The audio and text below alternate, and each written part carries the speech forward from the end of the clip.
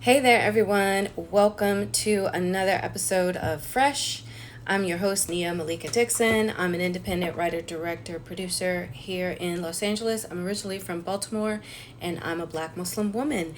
And I created this video series, this live broadcast, so that I could not only get to talk about television shows that I enjoy, but also share some insight with those particular shows that will help us as creatives to learn from them.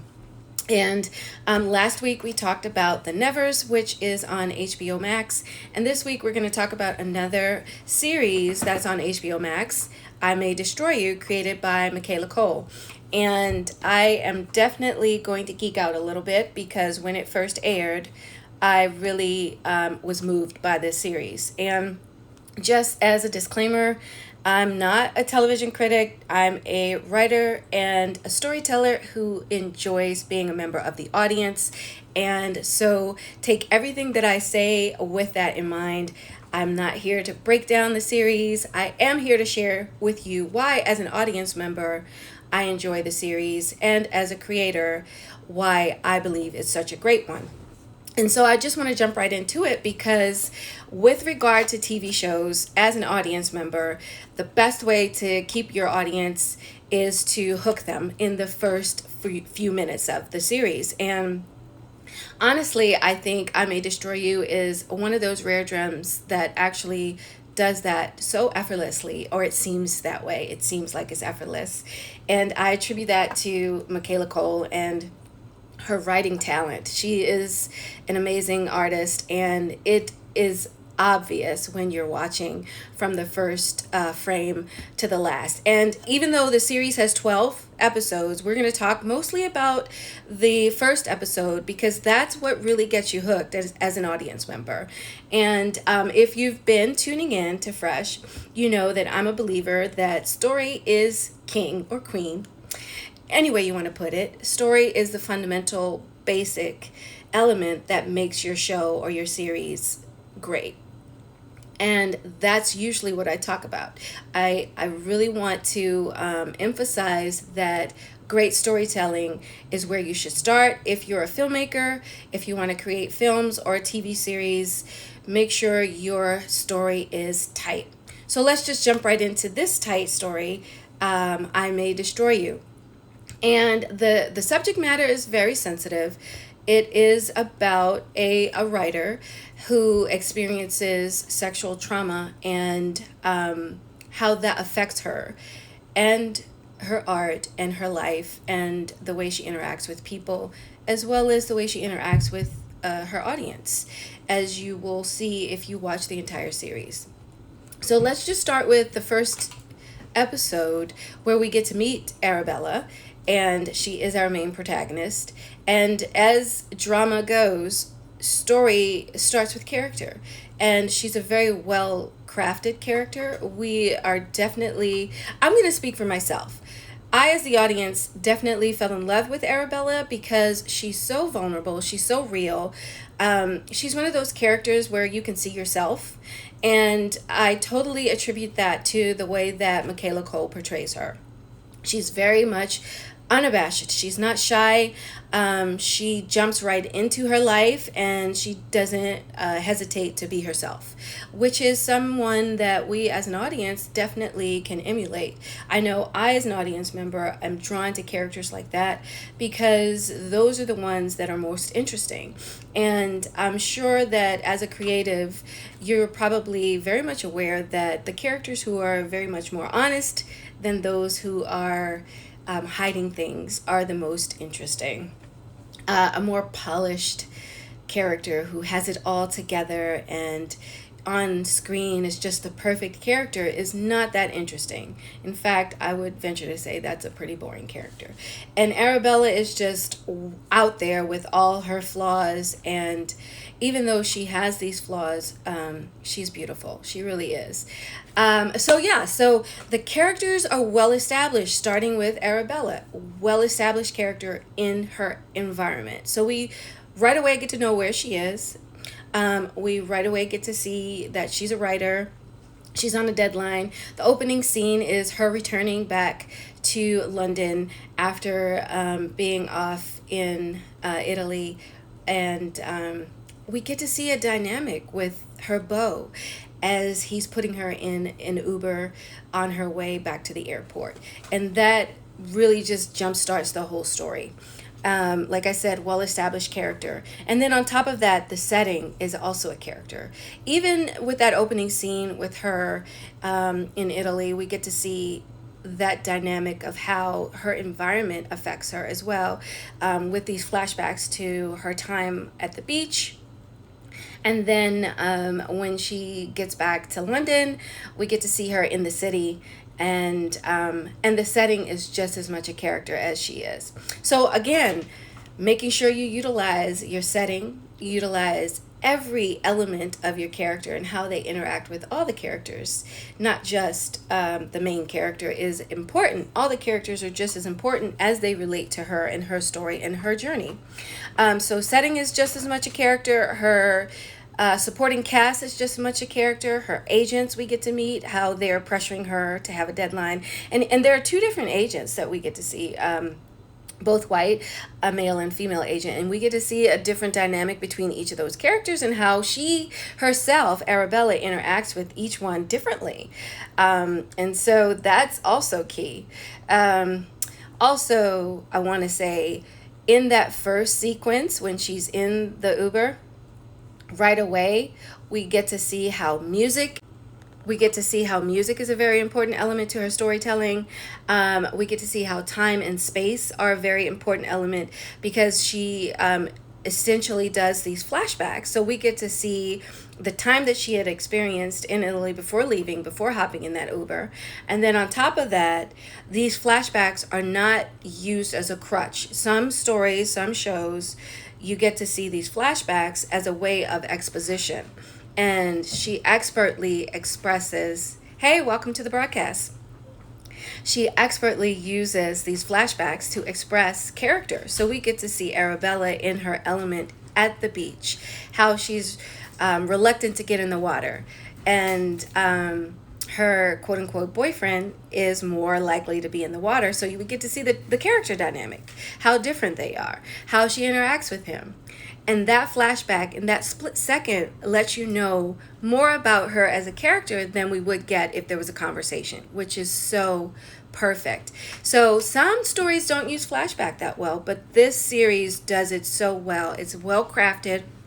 It's woven into the actual storytelling so that you as the audience are left with questions, but you're also given answers through these flashbacks, which is so perfect. I loved that part, because as an audience, I don't want to always be able to figure out what's going to happen next. That's part of what's so entertaining about storytelling, is because it's compelling enough to keep you on the edge of your seat. And that's something that I May Destroy You does so well. So on top of that, music is used to express character. I'll give you an example. There is a scene where she is at a karaoke bar, and her choice of what song to perform is also insight into who she is as a character. She's not even afraid to choose Truffle Butter by Nicki Minaj, and she's performing Lil Wayne's verse. So it's like, oh, so she's not even ashamed of like going all out to perform in front of people, and she's like rapping these lyrics that are pretty kind of racy. So that also gives you insight to the character. These are so many expert ways that we get to see who she is in her element, and we get to like hear this awesome music and how it relates to her. And then that also ties into the way that she uses cultural elements to weave the story together. So it's like, yeah, as a millennial, you go to a bar and you perform karaoke and you get drunk with your friends. And so that's something that audience members can relate to, but it also gives you insight to who Arabella is, right? So those compelling circumstances, those key elements about her, and you get to watch her in her element, while also listening to this dope ass music, right? So like the soundtrack to this whole episode was so cool, from Tierra Whack to Nicki Minaj to some Lil Sims and like some other like British rappers that, you know, you may not necessarily be familiar with, but they also give you insight to the story and the character, which is so, so good. So the story world is established immediately, the character is established immediately, music is woven throughout the narrative in such a way that not only are you entertained by the music, but also the characters. This is just so dope. And the way that it gives you insight to the setting is also key as well. That's another thing.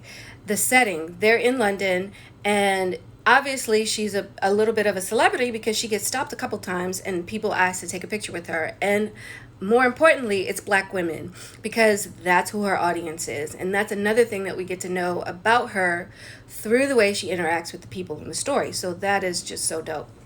So these details are painted throughout the story in a way that's not only entertaining, but it's compelling, gives you insight to the story, keeps you guessing as to what's going on, but also keeps you watching, okay? So there's drama. There's drama with her and her agents and her deadline for her story. We get to see who her different friends are in these different elements, from Simon to Kwame to all of the characters, right? So like, I definitely want to persuade you to go watch it. If you haven't seen I May Destroy You, it is just so expertly done.